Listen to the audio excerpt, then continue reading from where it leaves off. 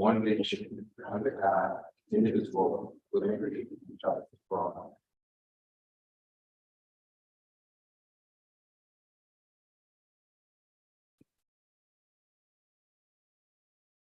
District mission statement, please. The mission of the Exeter West Greenwich Regional School District is to empower students to dream, reach, and succeed. Okay, open forum. We have a 3-minute time limit per individual, 15-minute maximum time allowed for open forum. Comments must be directed to the chairperson of the school committee, who may limit or terminate a discussion. No comment should address personnel, litigation, or negotiations as restricted by open meeting regulations. The school committee cannot take action or vote on topics introduced that are not reflected on the agenda.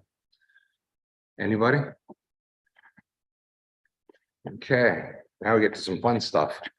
Recognition and achievements.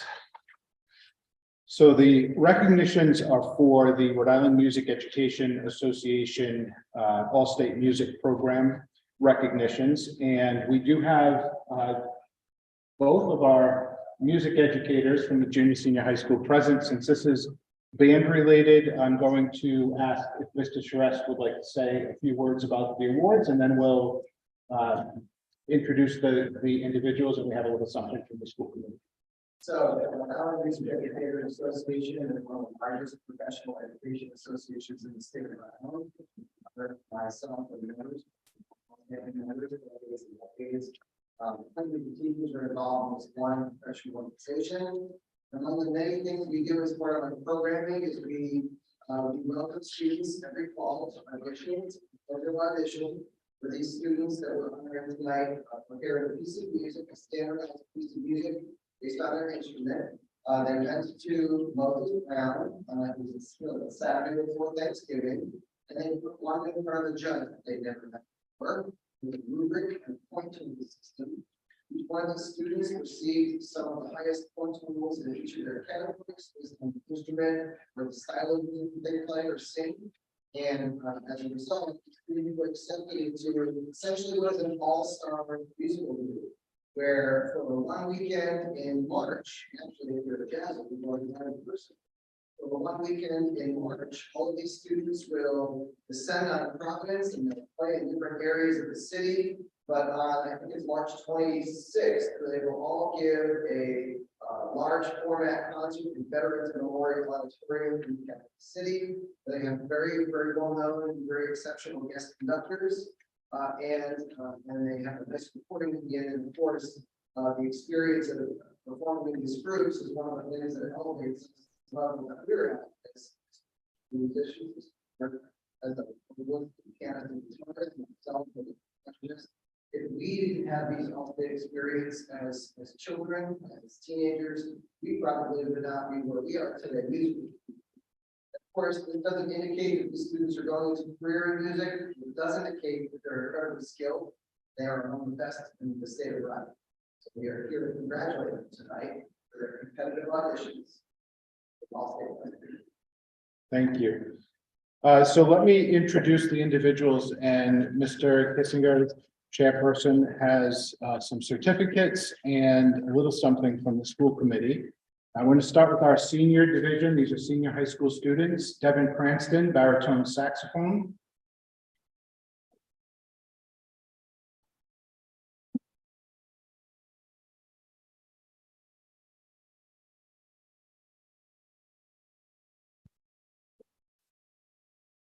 Yeah, thank you. Congratulations. Good work. Caitlin DePietro, senior high school French horn.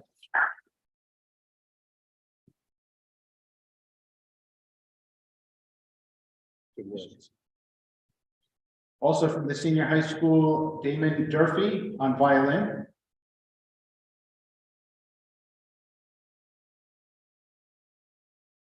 Will you take the ones that we are not able to pass out? Okay, great. Now from the junior division, Adeline Fink on violin.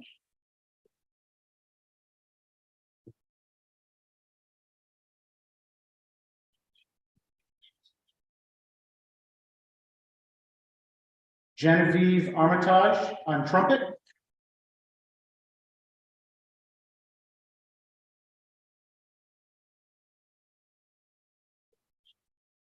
Kaylee Morissette, alto junior division mixed chorus.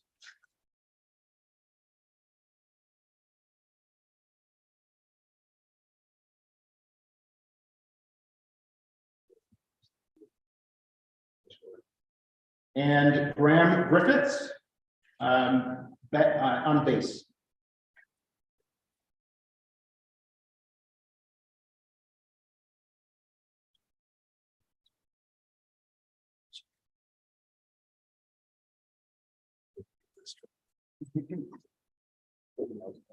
Come kiss me. He could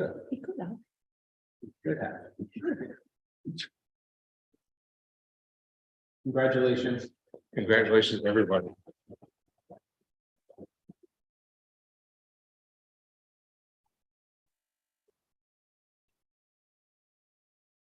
All righty. You can feel free to leave if you'd like, or you can feel free to stay. It's entirely up to you. But thank you. Nice work.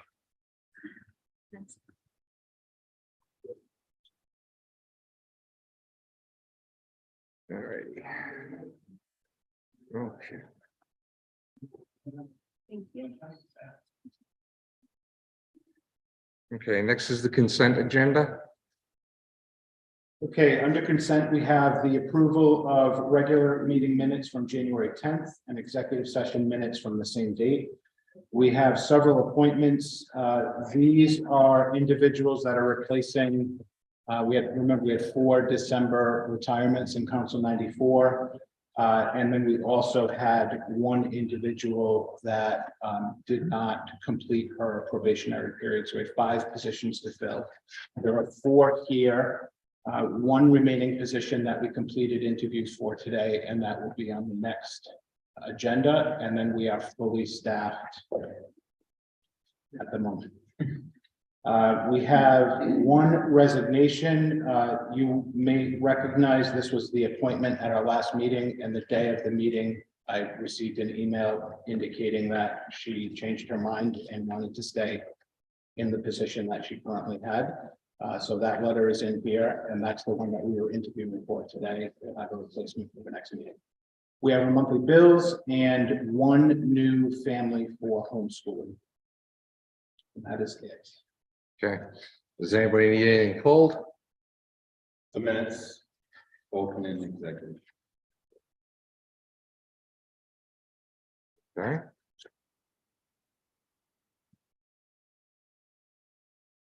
All right, so can I have a motion to approve the consent agenda less the minutes? So moved. Second. All those in favor? Aye. Okay, so the minutes have been pulled. Is there a discussion, questions? Sure. I have a few questions. Under the open session minutes, it identifies executive session that we entered into 42.6.5. A1 personnel legal representation discussion. Subsequently, there was a motion that passed an executive session, and my question is, having been on the receiving end of personnel executive action, I received from my own personal experience notification. This is in accordance with 4246(5)(a) paragraph 1, any discussion of job performance characteristics or physical mental health of the person or persons, provided that the person or persons affected shall be notified in advance in writing and advised that they may require that the discussion be held in open meeting. So essentially, there was a personnel executive session request put on the agenda in accordance with the law and under correspondences, where my last correspondence was an executive session, there was none.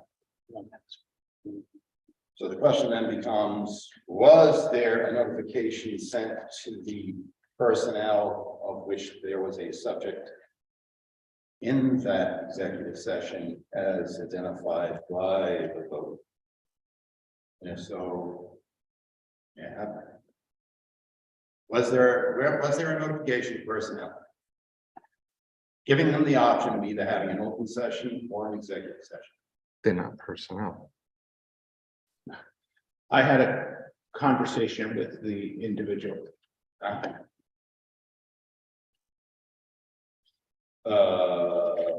Okay, and you're gonna elaborate on that?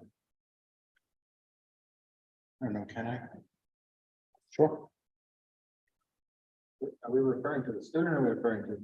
Oh, we're talking about we're talking about Which is not personnel. it's not, oh, it's not person. They're a contractor. They provide services to this organization. They're not personnel. Then why was it an executive session?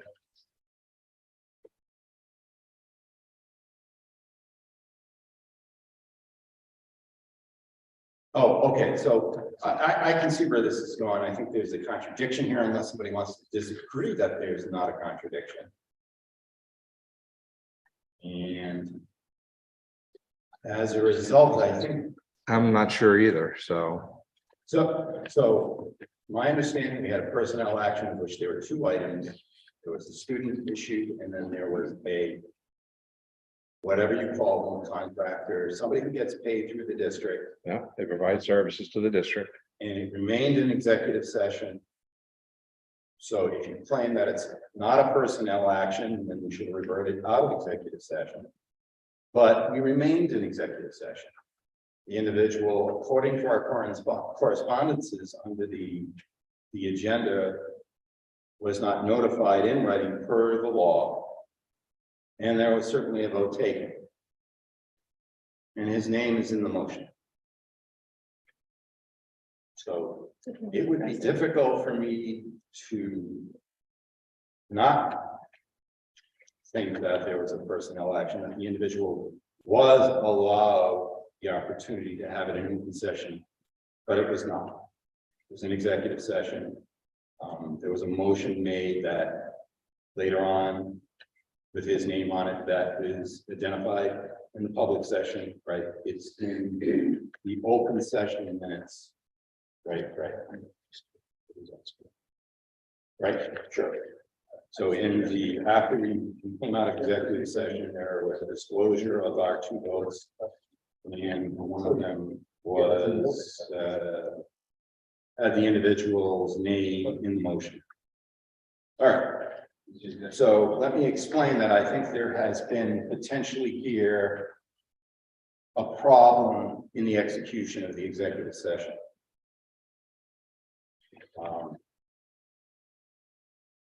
That doesn't mean that I will be taking action on this currently. But I feel that at this time, there is a problem. I would also make careful note that I would like that not to happen again, but as I mentioned earlier, at this time, I'm not taking any action. So,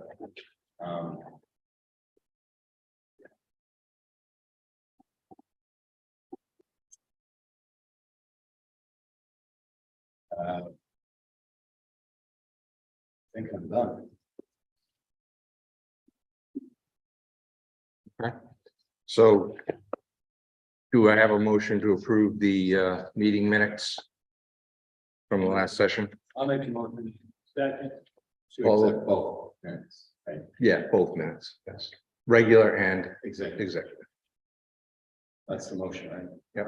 All right. All those in favor?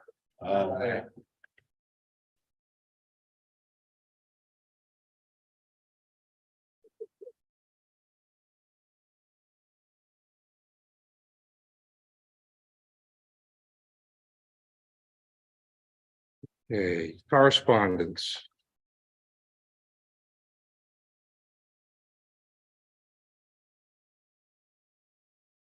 Any questions associated with correspondence? Okay. Are there any monthly subcommittee reports?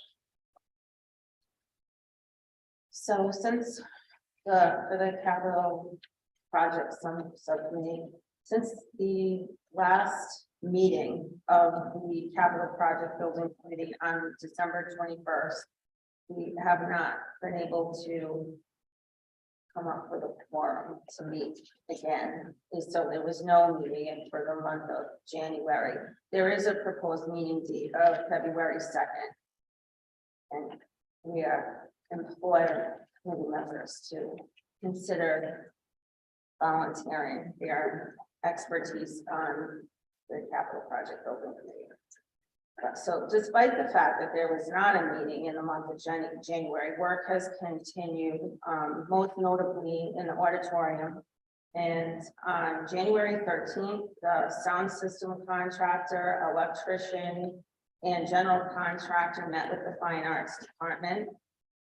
The senior high principal, information, the IT director and assistant director and architect to discuss the theatrical and orchestral enhancements as part of the project funded by the bond. And it was a very lengthy discussion, but I think that we've, come to some agreement on the work to be completed and the discussions will continue. So it's all ripped out, everything is ripped out of the auditorium, and as you can see, the work was somewhat suspended around the campus because of the weather, the winter weather, so that work will continue in the spring. Are there any questions about the capital No. project? I don't have any questions. Anybody else? Okay. All right. New business. We're going to approve the EWG high school students to participate in the Rhode Island Department of Health and Rhode Island Department of Education Youth Risk Behavior Survey. This is something that we've been doing for years. It's really nothing new. We're just continuing what we've been doing. And they do provide quite a bit of background information, all of which was copied and included in the packet, including sample questions for you to review as well. They do a really good job of being transparent about what they're asking of our students. And this data is released on an annual basis. We actually use it to look for patterns and risks and things that we need to be aware of, so that we can address appropriately at our schools, particularly at the secondary schools. Is it anonymous? Yes. Yep. So I'll need a motion to approve that the EWG high school students participate in the Rhode Island Department of Health and Rhode Island Department of Education Youth Risk Behavior Survey. Second by Justin. All those in favor? Aye. Okay. Unfinished business. Okay, this is take 3. And the only change that we made is we had mistakenly listed the December Tuesday meeting on a Wednesday date. So it previously said December 13th. Am I right on that, Robin? The correct date is December 12th. So this is, I promise you, the final version of the dates for the rest of this calendar year. So we need a motion to approve the 2023 school committee meeting dates as revised. So moved. Donna, seconded by Mike. All those in favor? Aye. Okay. The fiscal year 2024 budget update presentation discussion.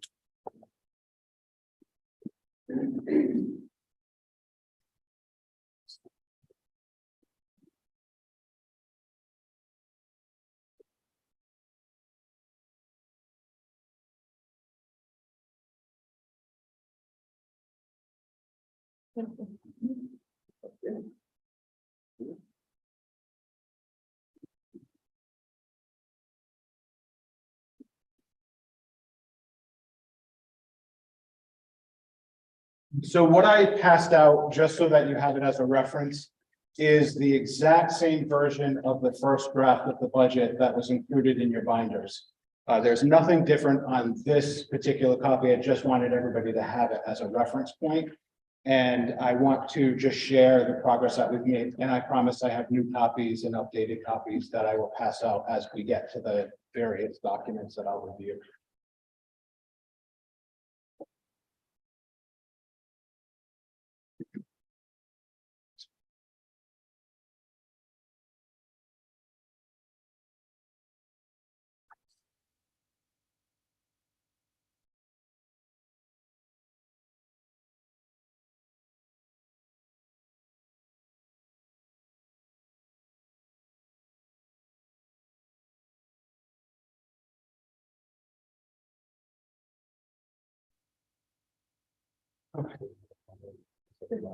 So this is not the template that shows the overall budget, but there are a lot of moving parts and we've actually made quite a bit of progress over the last couple of weeks. And I thought the best way for you to understand how everything fits together is to show you a couple of different documents, and then I'll show how they all kind of tie in to the updated version of the 24 proposed budget.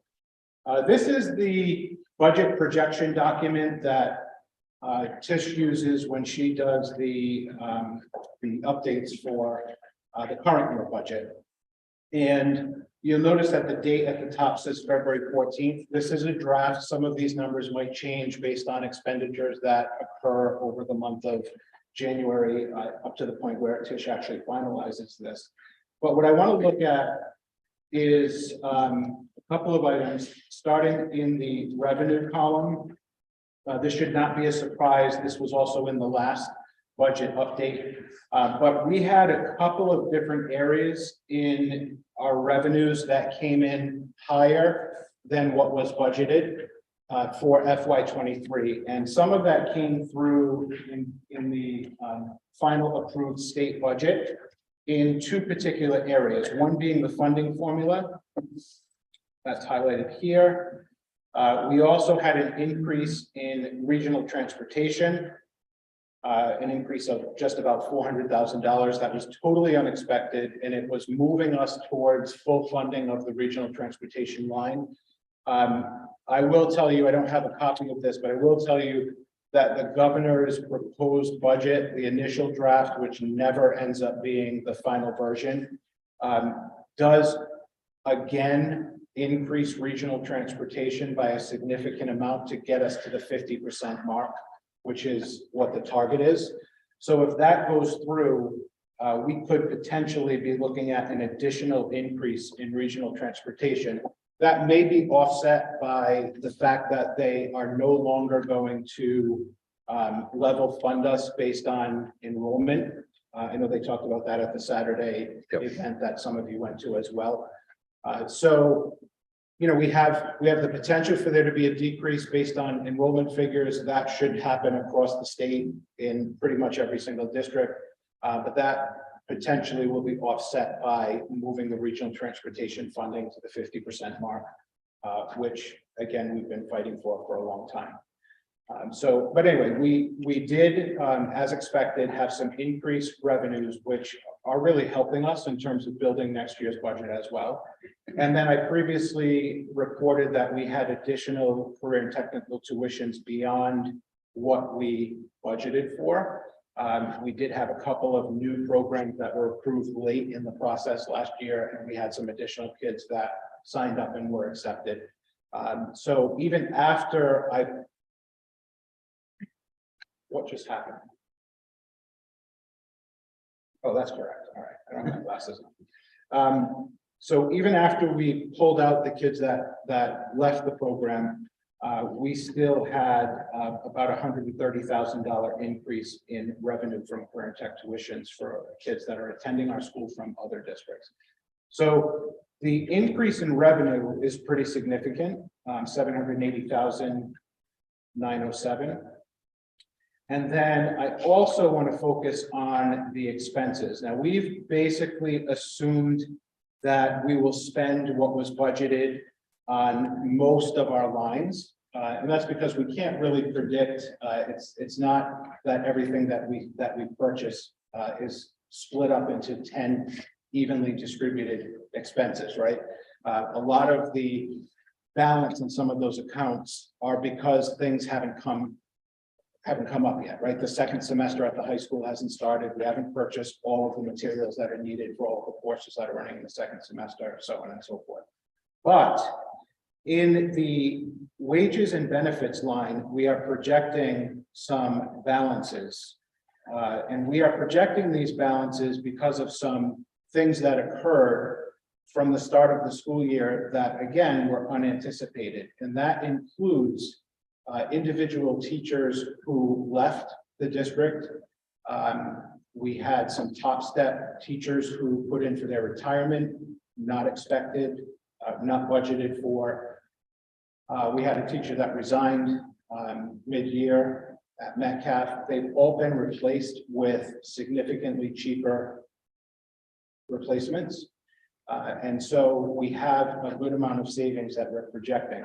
So on top of the increased revenue, we have projected savings in those two key areas that will also drop to the bottom line in terms of projected fund balance at the end of this school year. Obviously, things can change, but projection wise, we're in really good shape.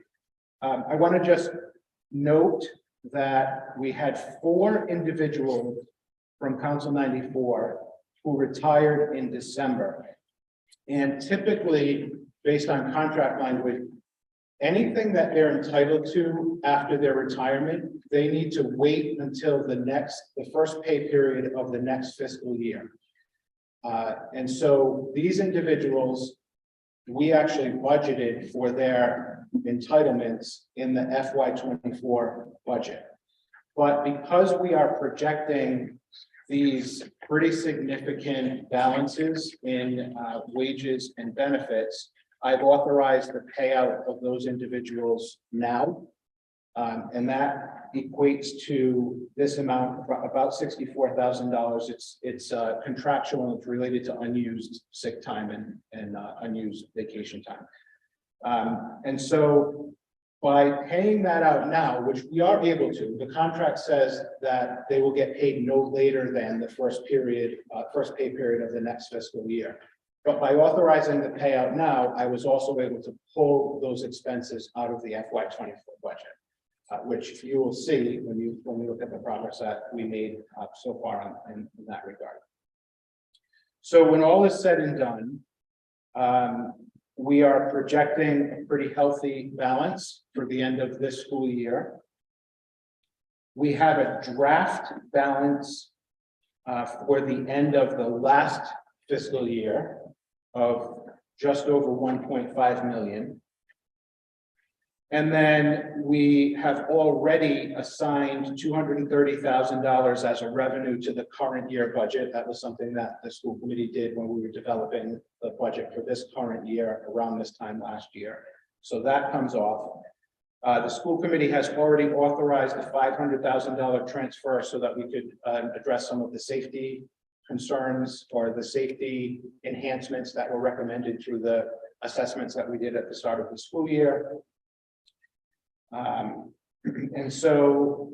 then we also have the 2% that we're required to set aside per school committee policy. We always have to have 2% that remains unaccounted or unassigned in the event that there's a significant emergency that comes up. As has been the case for the past several years, one of the steps that we take when we're going through the budget and trying to develop the final version of the next fiscal year budget is to go through anything that was budgeted that would qualify as like a one-time expense, that would be a capital improvement expense or a technology improvement expense. And so what the school committee has done, because we've been able to maintain good balances in our unassigned funds, is authorize me to pull those expenses out of the operating budget and then assign money into those capital lines so that we can address them outside of the operating budget. Those things still are able to be done, but they don't impact the operating budget by showing an increase that then needs to be that we need to maintain because of maintenance of effort provisions. So you'll see what I'm talking about, but that's what these votes represent. There are some significant school improvement requests. Some of them are just things that, issues that came up during the course of this year. They weren't all budgeted in next year's budget. Some of them were, some of them were not. But we know that there are issues that we just need to fix. The most recent one is the flashing sign on Route 3 in front of Metcalf that broke, and it's our responsibility to fix it.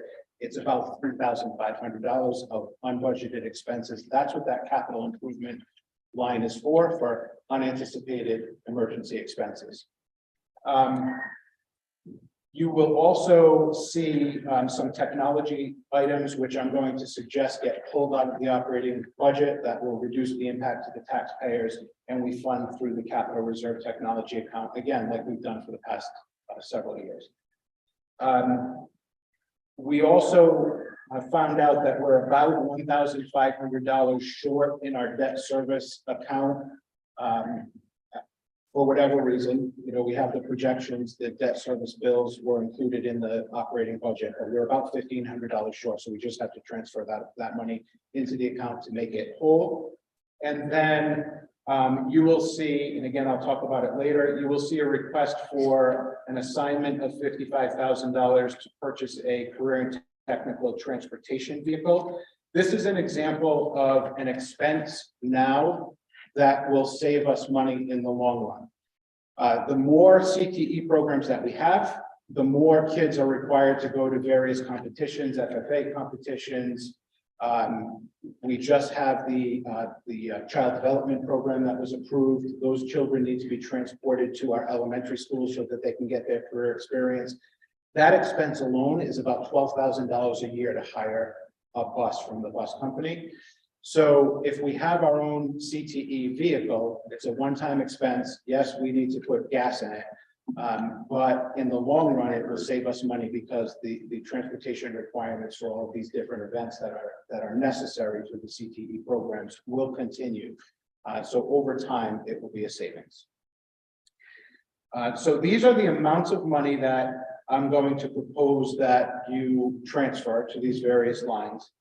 Again, we'll get into it and we can talk about whatever you want to talk about, but I just wanted to show that even if all of these expenses are approved, and that would be on February 14th, which is our next scheduled regular school committee meeting.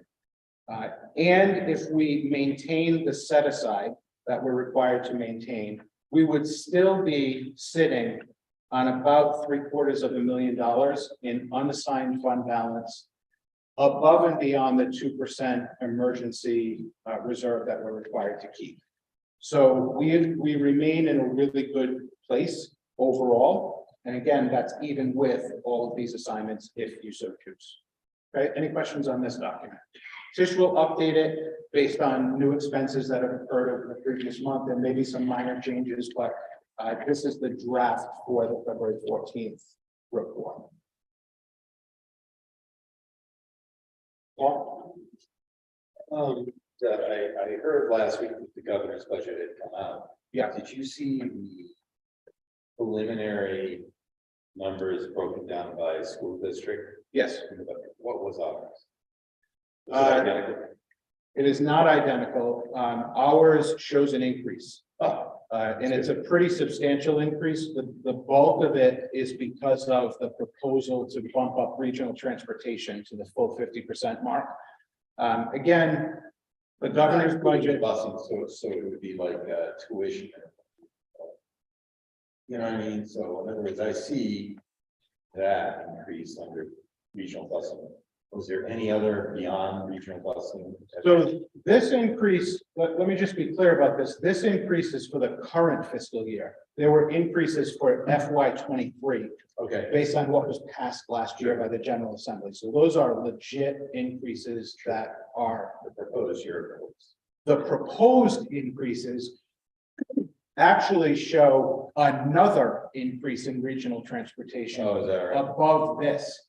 Because We were significantly below the 50% reimbursement mark. They brought us up to a certain level in FY '23, and the proposal is to bring us to the 50% mark. So it's like roughly another $400,000 of an increase just in regional transportation.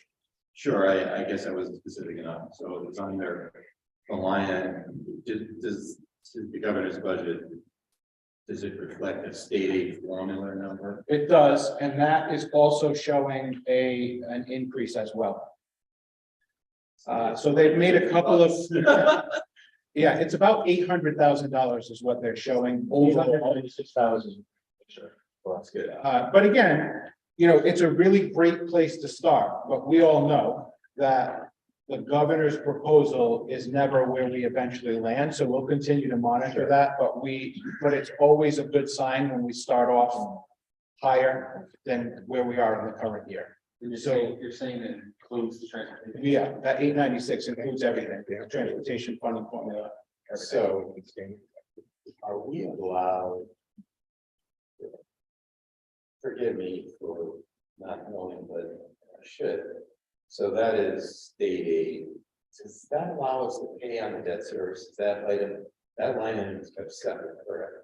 Yes. So in other words, this debt service, we got it.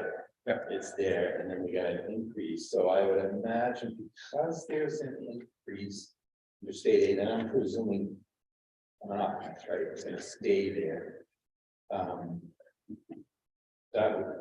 That would decrease what the towns are required to. Yeah, so they're not saying, you gotta procure what we did last year from the locals. And we're gonna give you an additional $800,000. No, because it's. The operating budget is required to be maintained, Sure. but if we have an increase in state aid. That offsets what we have to ask for. Oh, the towns. all right, so I remember we were going to do this Yep. a long time ago. Under busing of all things, and you know, the state said, yeah, get it, yeah. Again, But we're in a good place based on the governor's All right. recommendations, but I would not bank on us landing on plus 896, and I think on Saturday. On Saturday, there was a long discussion concerning the governor's recommendations aren't final, still got to go back through the legislature.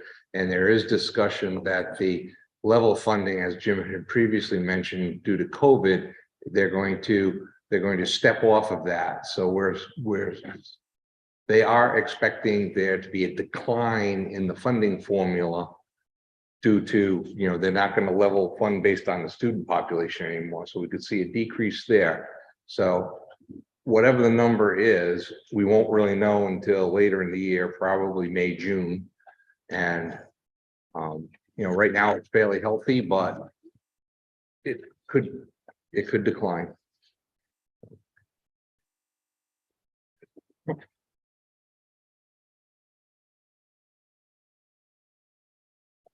So this is, I made a copy for you so that you can look it over.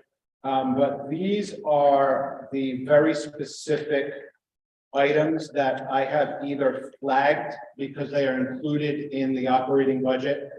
And my proposal is that they get funded through the capital improvement lines, as I previously described. And then I pull them out of the operating budget.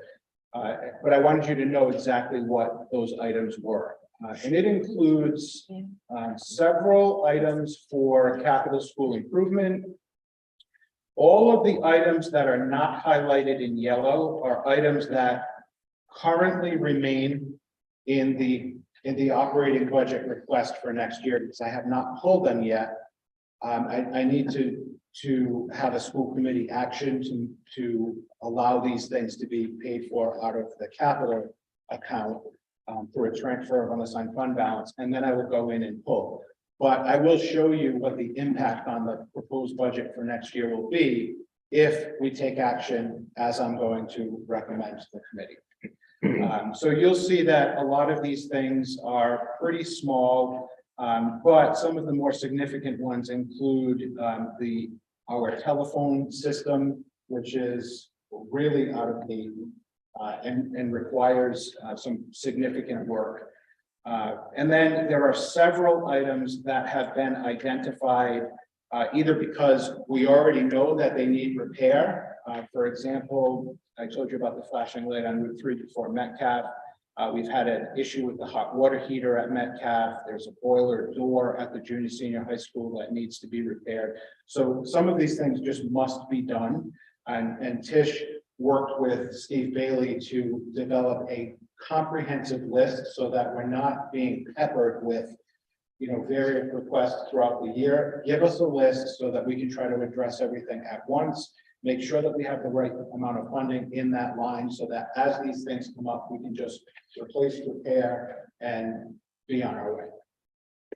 So all of those things, again, in yellow, are not in the operating budget, but they've been identified as things that need to be done. I wanted you to have the list so that you can look through it in case there are any questions. We don't have to talk about them today, but all of the department heads and all of the principals will be present at the budget workshop on next Wednesday. And if there are specific questions that I can't answer today, there will be somebody at the meeting on next Wednesday that can answer the question. Paul? So Jeremy mentioned years ago, and it's probably been taken care of, that he felt that the intercom system at Metcalf was in total disarray, needed upgrading. So, Paul, we had a vendor come in and go through Metcalf. And it turns out the system isn't nearly as old as I thought. We just put in an old fashioned system, brand new. Okay, And they were able to get it all working. So Metcalf is actually in pretty decent shape. Wildlands is being addressed in the current security project. okay, all right. The 55,000 was in the operating budget, but I pulled it out because that's a pretty big expense for a one-time thing. And I didn't want that to be included as part of the operations budget because then we need to follow maintenance of that provisions, and that's not fair when there's just a one-time expense.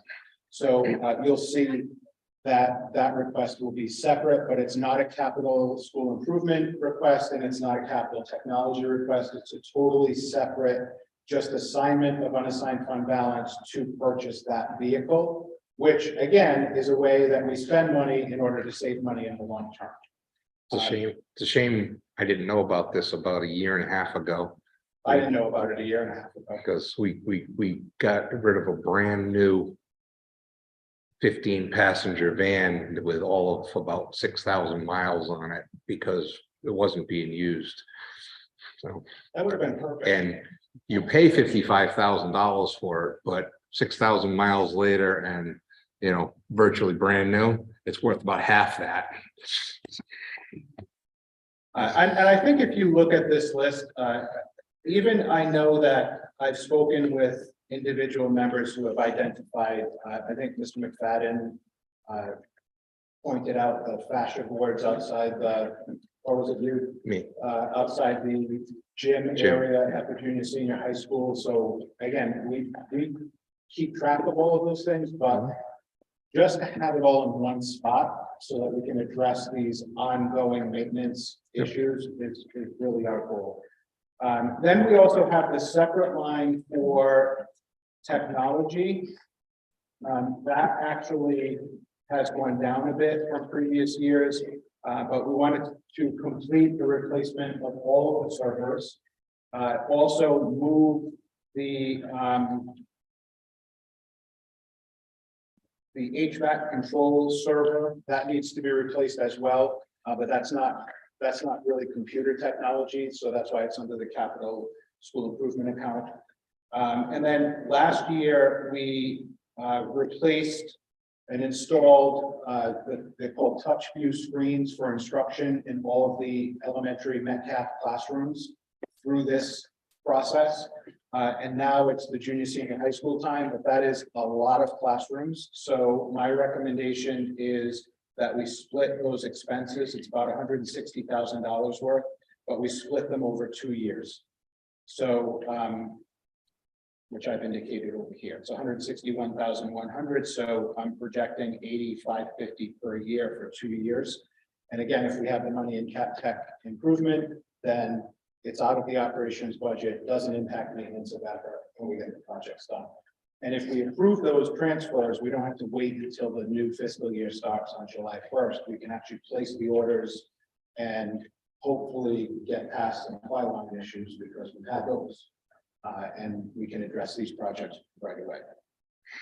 So the summary, and again, you just keep this and I'll bring it back up again at our meeting next week. But the summary is that there's about $250,000 in capital school improvement expenses. There's about $117,000 in capital technology, $55,000 for the van. We do have balances in these accounts, which I'm going to show you. Because we don't need to assign all of those funds. There are balances that already exist, so I'll show you how that all plays out. And what this would also allow me to do is pull out about $93,000 worth of expenses that are still included in the operations budget for next year and pull out just shy of 200,000 from the capital technology, 160 of which is the touchscreen boards that we said we're going to do over 2 years, but the full replacement is still in the operating budget for next year. So once the school committee says yes to this, that's what you decide to do, then I will go in, pull all those things out, and you'll be able to see today when I show you how that will impact the bottom line for next year's request. So altogether, it's 290,000 plus worth of things that I will be able to pull out of next year's request. For the next update. Okay, any questions on these? Yes, The Metcalf electrical update says increased outlets in the classrooms. How many classrooms are we talking? Because $10,000 doesn't seem like enough to do electrical work. yeah, so there have been some upgrades that have occurred, but not enough. So we asked Steve to give us an estimate on what he thought it would take to just finish all the projects at once, and he said about 10. And again, these are estimates. What we find is that some of our estimates come in high, some of our estimates come in low. But at least we have an idea of what these costs would be. That came right from our maintenance director, who's been slowly working on upgrades in various classrooms. So our maintenance director does this himself. We have electricians. I mean, he may want to work with somebody else, but we do have members of the staff that can do electrical work. The classroom and office phones, is that district-wide or specific? District. Right, I Jen? have another- Yes. I have another question about the van that we're looking at.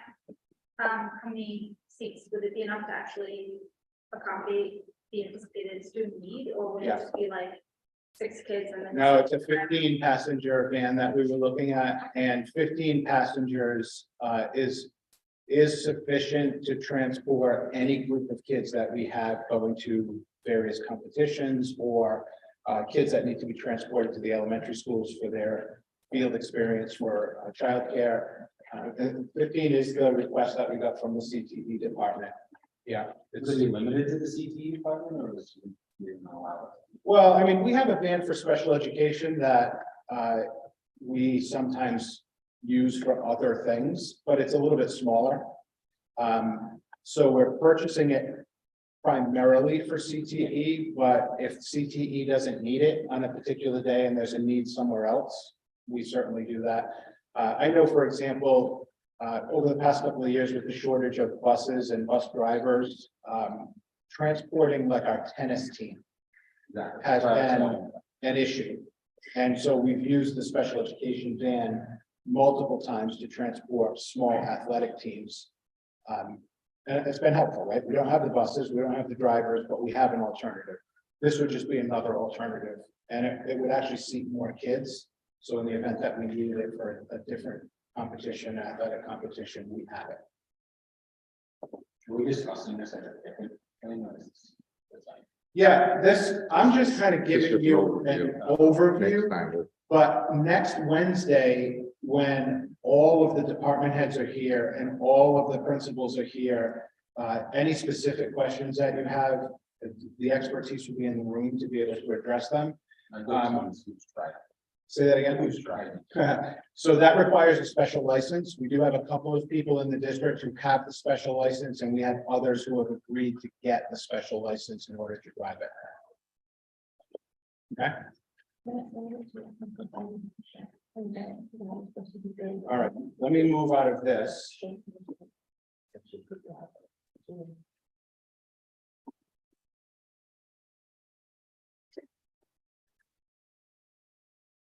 Okay. So this is just another way to look at our fund balances in the various accounts that I've talked about. And let me. Hold on, I made a copy of this. Oh, no, I did not make a copy of this. Because this contains all the same information that is in the other documents that I've shared with you, but just so that you can see. For FY '23, which is the year that we're currently in.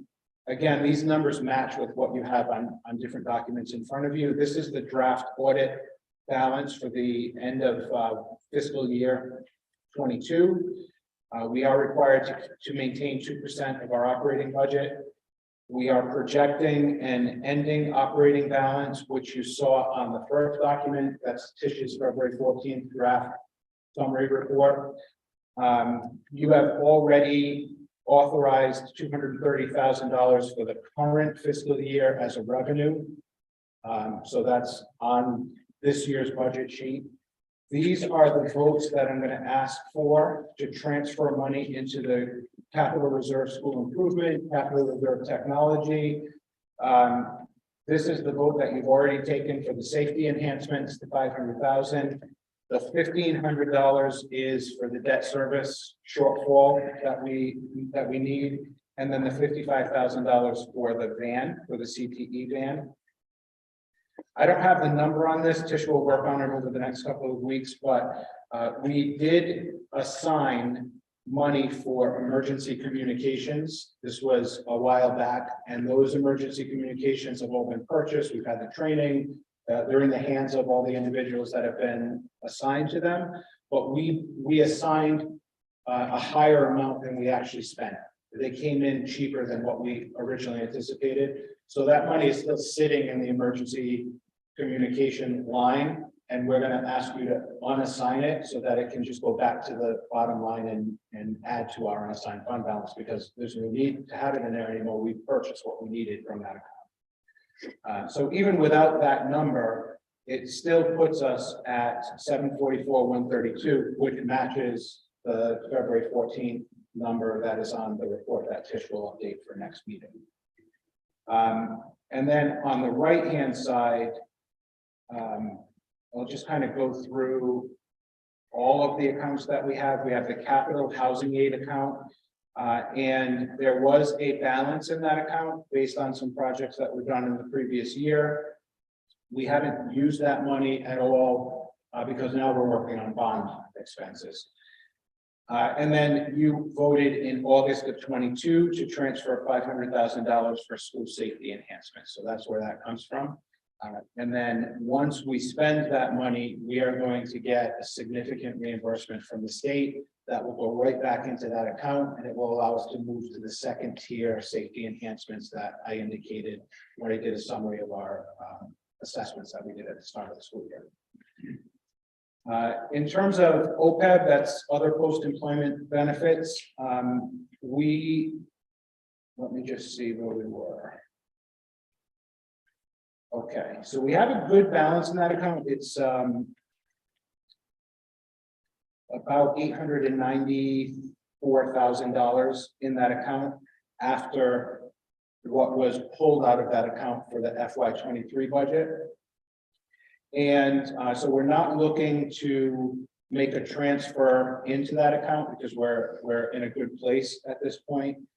However, we did pull all of the expenses related to post-employment benefits for certified staff and administrative staff. And what we've been doing over the past several years is we've been assigning 60% of the retirement costs. We've assigned a revenue from this OPEB account that we have.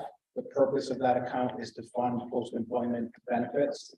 And when we assign it as a revenue, it means that it decreases the exposure to the taxpayers. In the yearly expenses. So 60% of the OPEB expenses are only about $110,000. And that will appear on my budget overview, which I'm going to show you next. Okay, the reason for that is that several of our retirees turned 65 either prior to the start of this next school year or during next school year. And so we just projected out the expenses up till the age of 65, at which point they need to transfer over to different healthcare coverage. So because we lost a lot of people turning 65, the overall expenses are pretty low. We only have 3 confirmed retirements of certified staff for next year, which is really low, especially compared to last year's numbers that we had. That would still leave us with over $750,000 in that account for future expenses, which is a good place for us to be. Now we'll look at the school improvement for FY22. All of the items that were indicated have been completed with the exception of the LED signage for the junior senior high school, because we don't want to complete that until all the site work is done on campus with parking and so forth. So we need to make sure that we maintain that, but the rest of those expenses have already been accounted for. They're completed, they're paid. And there were some additional items that popped up, but we had money in the account. That was the purpose. Anything that breaks, that needs immediate attention, we were able to fund it through that. So I indicated what those were. And then in FY23, there were some additional emergency and repair expenses that have already been addressed. Again, that's what that money was there for. That still leaves us with a balance of $78,000. And so the request is to transfer in $245,000. That would address all of the items on the capital school improvement, which is on the list that I gave you, and they're rewritten here. There's an exact match. And that would still leave us with an additional $71,000 and change in case there's anything else that pops up that we just didn't anticipate. Then in terms of capital technology, in FY22, the school committee authorized a transfer of money into that account. We were able to do all of the items that we said we were going to do. And then there was a supply chain issue from things that were in the operating budget from the year before. And so in June of 22, just before the end of the fiscal year, the school committee voted to commit the money that was in the operating budget to this account so that it would be there. And then when the items finally arrived, because of receiving them, we were able to pay for that as well. So that left us with a small balance of $37,774 at the end of the year. And then for FY23, which is current year, we will ask for a transfer of $125, which will pay for all of the items that are on that outline that I provided for you. Okay. That will still leave us with a balance of just under $50,000, and that will be a starting point for next year for the same conversations. So that's like a lot of information, but it's really important that you at least understand where all of this is coming from, so that when I show you the updated spreadsheet, you can see how everything impacts. Okay. Any questions on this?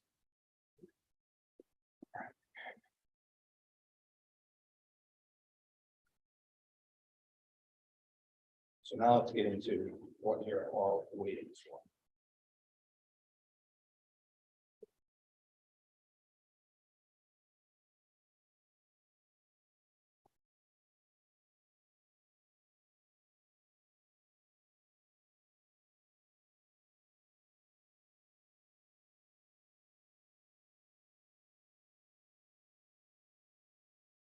Okay. So draft 1, which I gave you a copy of right at the start of this meeting, had an operating request of $35,902,897. Does that match? That's what you had. I just want to make sure. Yes. I go back and look. What we've done so far is we've met with That's it. all of the principals. We've met with each of the department heads. And we've gone through line by line, every item in the budget to identify things that were double booked, meaning Jeremy budgeted, for example, for a district license for this particular thing, and then 3 department heads at the high school budgeted for licenses for their teachers in their department. Well, if we have the district license, we don't need the individual licenses at the school level. Small example, but we uncovered many items that were double booked and removed them. There were also items that were more of a desire, but not even close to a need that we identified as not being funded for this year. We have other priorities. Our list of capital technology, for example, is significant. We want to focus on those things and not some others. And then in a couple of cases, and Jeremy's sitting here, so I just remember this. Jeremy, for example, budgeted for maybe 2 possible solutions to 1 problem. And then when we met, we identified which solution we wanted to go with, and we deleted the other solution, because we don't need both, right? So those were examples of some of the discussions that we had at each school. In total, there were pretty significant reductions in several departments. And then if you look at this one, staffing, salary, and fringe benefits, that $228,000.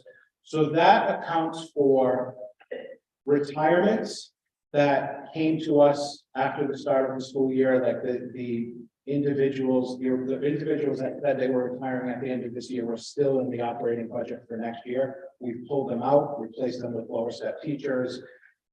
And we pulled out the $60,000+ for the payouts for the Council 94 members that I had referenced in the first document.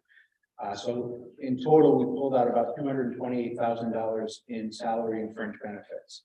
The total reduction for just these items is $486,692. And just to point out, this is not a reduction. This was an item that was missed, so we added it into the budget. And then there were other reductions at Metcalf that offset that, but to be fair, we actually added a line because it was not in their first draft. So the total reductions that are already built in to the operating budget for next year is $486,692. And that, let me just patch this out.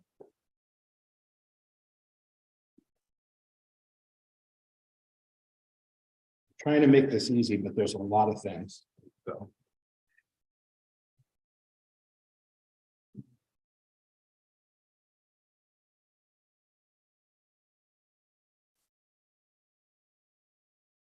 So the first page of this document is what you see on the screen right now.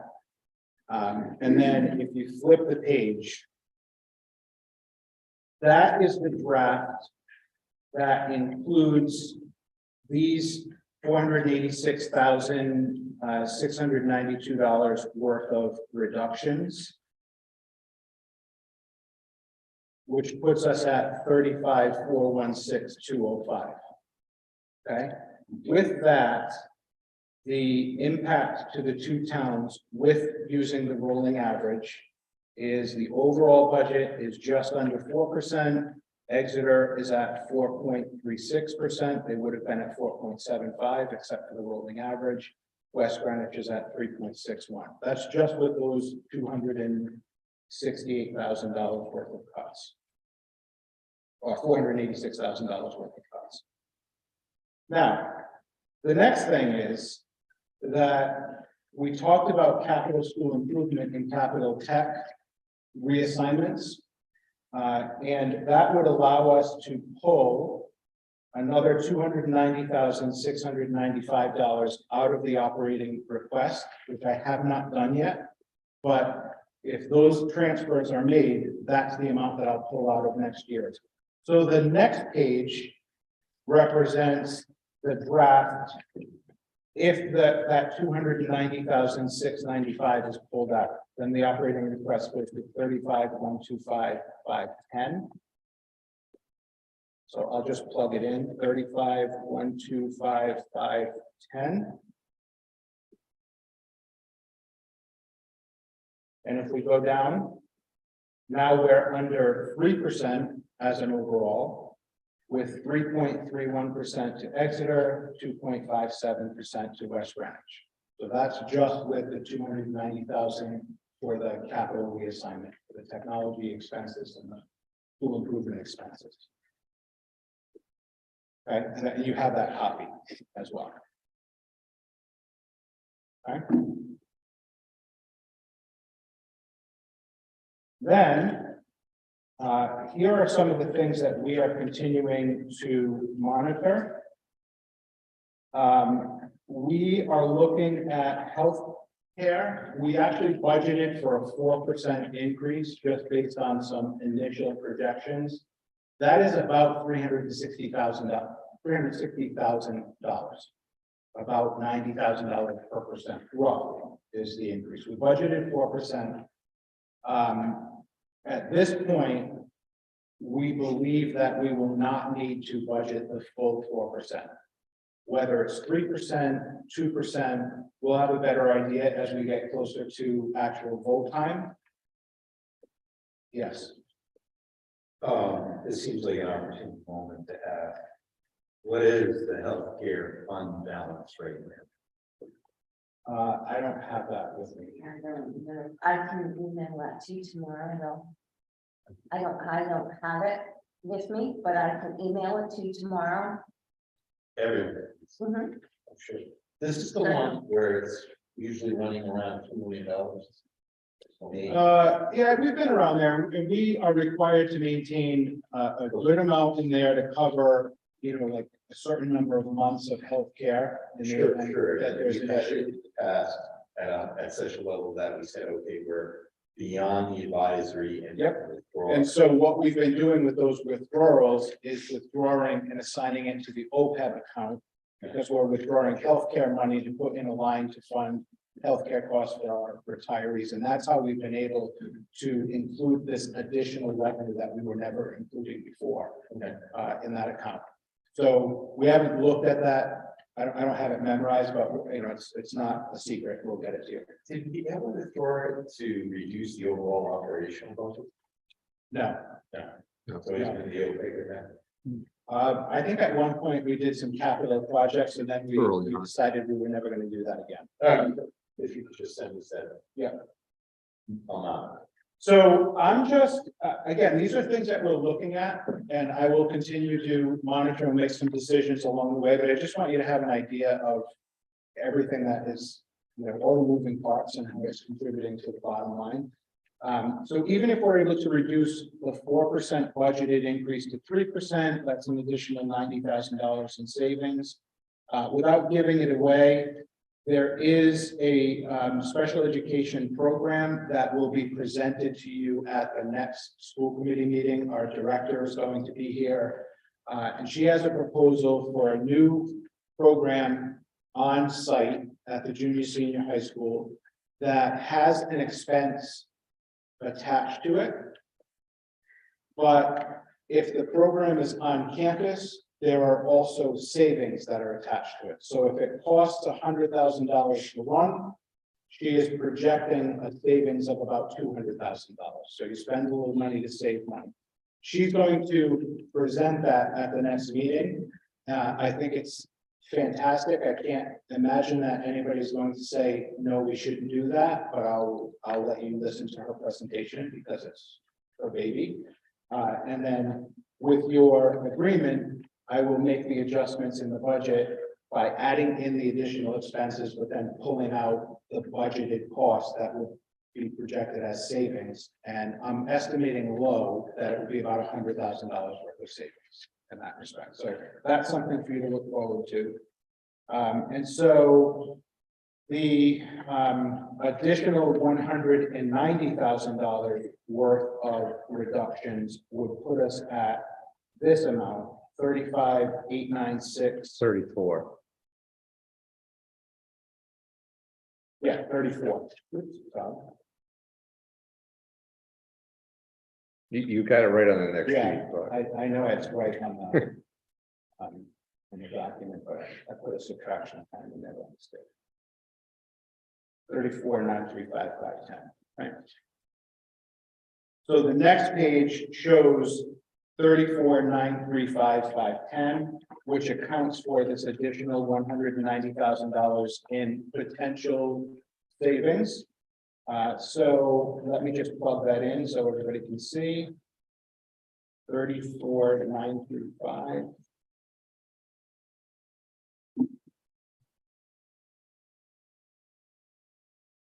And that would bring us to an overall 2.25%, Exeter at 2.63, West Greenwich at 1.89.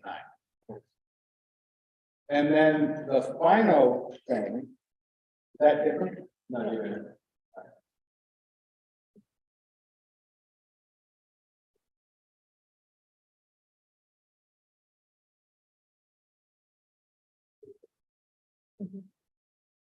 Yeah, I'll show you one. Because there's one other item. The other item is that we have not projected yet any increases in career and tech tuitions. And those applications for new children that want to come to our school have begun to come in. I am projecting low right now at 4 additional tuitions. We probably will have more, but just as an example, if I project 4 new tuitions at $16,000 a piece, that will increase our revenue for CTE to just shy of $500,000, 498,333. So if I change this to 498,333, that's with 4 additional tuitions. It could very well end up being more, but worst case scenario is what I'm looking at right now. Now it matches, right, Justin? Yeah. That brings us to 2.4% for Exeter and 1.66% for West Greenwich. Again, there's still other things that we're looking at. I have some additional reductions based on some later meetings that I had with certain department heads at the high school. There will be more reductions, but they're not big ticket items. We also will continue to look at staffing. I don't have final enrollment numbers in terms of kids selecting courses at the high school, but once that happens, there may be some shifting of staffing that occurred there as well. That could project out some savings. We could very well get additional indicators of retirement that could impact. But in terms of where we are now, I just wanted to kind of lay out all the different scenarios and how each item impacts the bottom line, but obviously moving in a really positive direction from our starting point. So that's my update. And obviously, we'll talk more about it on Wednesday. Our school committee meeting is then on the 14th, which is where the votes would happen. And then we have the joint meeting with the town councils on the 16th. So I really wanted to introduce the big ideas here. Because a vote on the 14th gives me 1 day to do all the updates so that I'm prepared to give the town councils the true numbers of where they are at that moment in time. So I didn't want us to be in a position where you just heard about it on the 14th and you needed time to digest before you made the vote. I introduce it now. We can talk about it Wednesday. We'll have time to talk about it on the 14th when the votes occur. And if those votes happen, everything will be transferred appropriately and updated for the meeting with the town councils on the 16th. Yes. So I have a concern about the state addition of $800,000 or whatever the hypothetical number is. And that it's significant. It's about $400,000 for the town. And we vote February 20. Start working the process. We all know that number, right, could in fact be real, right? And but we're clocked into that amount of money.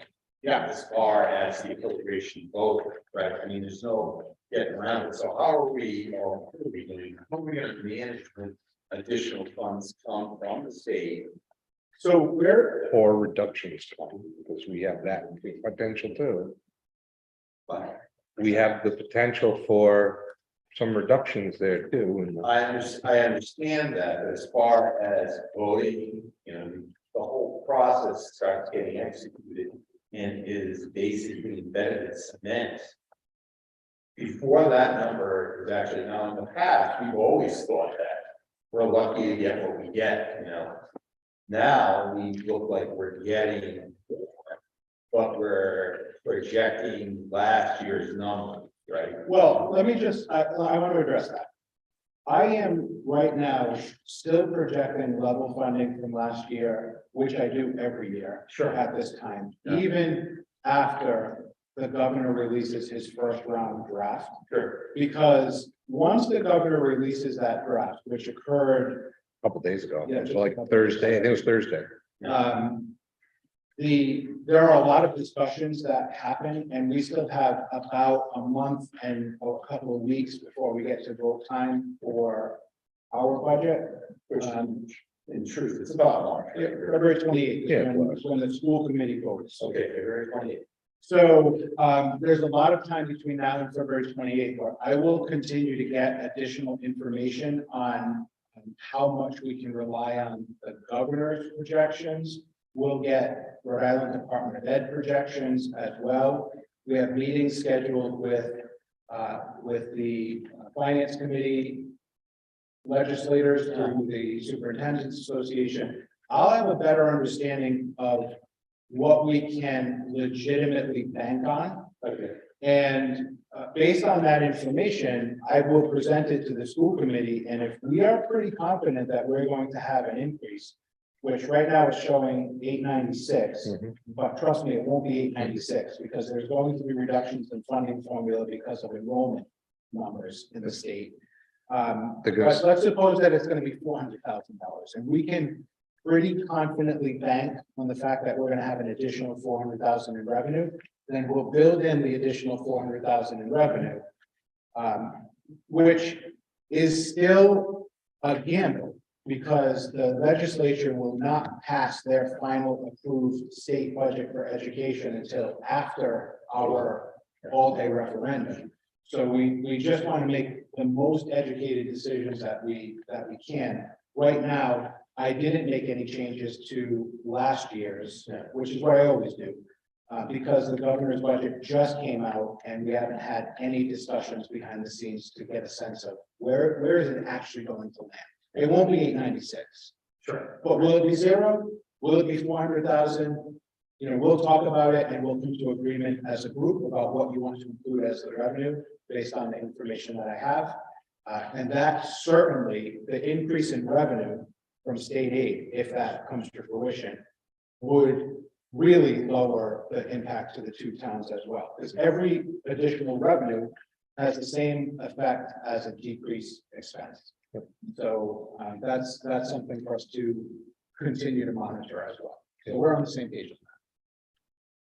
And that's, well, it's been every year that I can remember, so. Yeah, well, in past years, let's call it the last 4 years. We've always said, okay, we're either gonna get less than we did the previous year, which is easy to project, right? Because it won't take you. Or it's gonna be identical to the previous year, right? In which case, another easy, calculation. But in this case, we've been penned in for an increase. So, you'd like not to bear the burden to the towns if you're gonna get an increase. I think you know what I'm talking about. I know exactly what you're going And it works both ways. I mean, as I said last year, when this budget came out, we actually had increases that we didn't even know were on the table. That the regional transportation increase was never talked about in public. It just came out at the last minute. Here's the budget that was approved, and wow, we got $400,000 in regional transportation. Never even a discussion. A The number that, year prior to that was, we budgeted for, we got pretty good confirmation that we should go with the governor's number. And then, when the final budget came out, it was shocked. Yep. And we were stuck with not having enough money, and so we needed to Shift things try to around. shift things around and make some adjustments mid-year, because we did not go back to the towns to ask for additional funds. So it works both ways. In 2 years, 1 year we were in a bad spot because what we budgeted came in. We got less than what we budgeted, and then the following year we budgeted and we ended up getting more than what we budgeted. So it's always a gamble. A number that was floated on Saturday was they were going to step off of that level fund on the student count by half and then zero, so it would go from 100 to 50 to 0%. So if you wanted to use that as a kind of a guide, I think you're probably safe. At least based upon the discussions that we heard Saturday. And I figured I'll just wait. I mean, I know that there's a couple of important meetings that are coming up that I'll be participating in, and we'll hear what they have to say. We'll compare it to what you heard on Saturday, for those of you that went to that on Saturday. I will share with you everything, and then we'll make a decision together about what number we want to include. And it's really in two places. It's what is the funding formula number, and what is the reality on that additional increase in regional transportation? Do we make adjustments in both of those areas? I don't know yet, but the more information we have, the better educated we can estimate. We'll build it in, and certainly if there are more revenues, that will lower the impact of the two towns as well. That regional transportation was discussed too, and I think that what was discussed Saturday, they're pretty much going to leave that alone from what I understand, so. So it seems like right now it's $703,000 increase. Yeah, Other than the state funding, all those. Yeah. stuff, we think, you said it's small numbers. so, yeah, it's small. I mean, there may be some additional things as well that we'll continue to monitor, but what I want to look at the bottom. Because there are those additional revenues that were built in as well, which are offsetting the impact. The overall, with everything, that last page of the document that I shared with you last, if all of that stuff comes through and there's no change in state aid numbers, this is where we landed.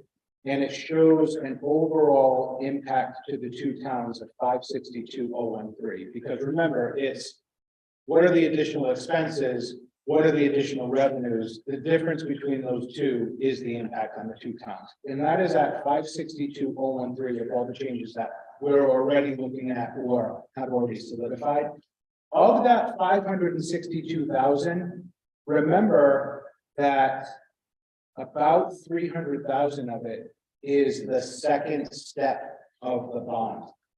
So we have this bond that was approved by the voters, and the way that we structured it was rather than just go from 0 to maximum payment in 1 year, we had it structured so that we went approximately half for FY 23, and then the other half in FY 24, and then it will level out. So there's about a $300,000 increase just in bond payments. So if you think about it, there's a $562,000 overall increase. About 300,000 is the bond. And then, Which they've known about, by the way. yeah. And then besides that, right, because this includes debt service. I didn't do it separate from debt service. It's all in there.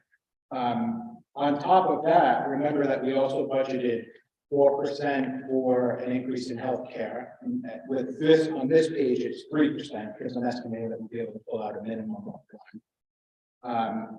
We've also addressed some cybersecurity recommendations, which we were all required to go through an assessment. The towns had to go through their assessment. We had to go through our assessment. We sat with the person who did the assessment with us. And so we need to take some steps to address cybersecurity concerns. That's in the budget. I have talked about the preschool, our goals for preschool, and we increased one of the classrooms in this current fiscal year to a full day preschool for 4-year-olds. In the budget for next year is a second full day classroom. So that's not a significant increase because it's really just one staff member going from half-time to full-time, but that's in the budget. We have the issue with the group home And the responsibility for children that have been assigned to the group home, and we have that student that is now in Superior Court. The tuition for that child is in the budget. So if that goes our way, right, then that's a reduction. But just think of those increases alone, they are more than the 562,000. So we've actually been able to save quite a bit in other staffing because of attrition, retirements, reductions. I've cut a one staff at Metcalf because of the projected enrollments for, shifting up students from one grade to the next. Yeah, so a lot of these things have been built in, and still it only equates to this, of which 300,000+ is the bond. So I think we've done a lot, and there's still room for us to make additional adjustments. But I'm just not secure enough to make those adjustments yet. We still have a month and a half. I know it doesn't sound like a lot of time, but a lot will happen in that month and a half. And if I can make more, I will continue to make them and update you. Not to this extent at every successive meeting, but I at least wanted you to have the full picture so that when we talk about the shifting of funds in future meetings, you have, the background. Thank you. All right, Thank you. thank you.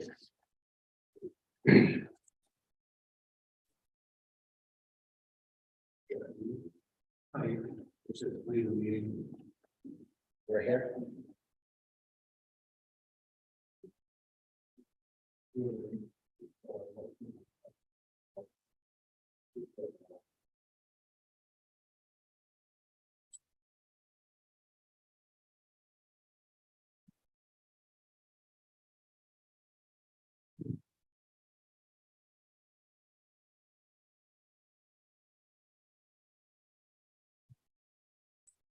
Okay.